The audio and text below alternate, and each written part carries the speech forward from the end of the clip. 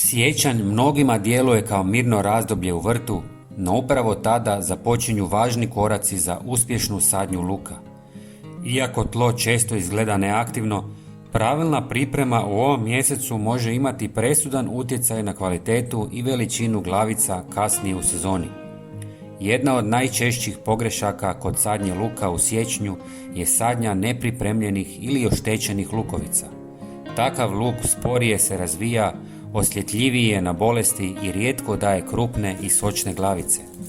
Druga česta greška je zanemarivanje dezinfekcije prije sadnje, što otvara vrata truleži, gljivičnim bolestima i napadu štetnika već u ranoj fazi rasta.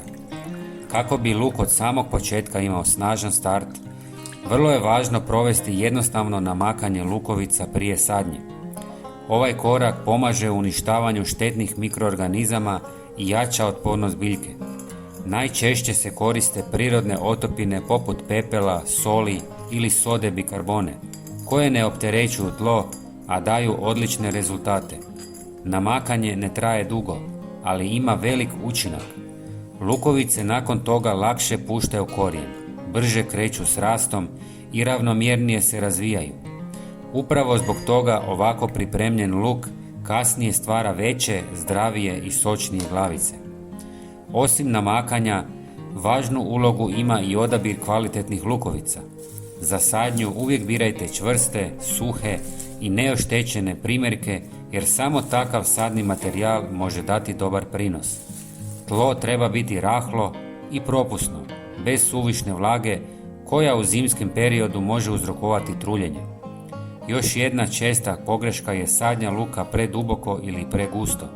Luk treba imati dovoljno prostora kako bi se glavica mogla pravilno razviti. Kada ima prostora, hranjiva i dobru početnu zaštitu, luk postaje krupan, zdrav i pun soka. Ako u siječnju posvetite malo pažnje pripremi i izbjegnete ove greške, rezultat će vas ugodno iznenaditi. Luk će rasti snažno, ravnomjerno i dati bogat urod. Upravo ove male navike čine razliku između prosječnog luka i onog koji je uvijek velik i sočan.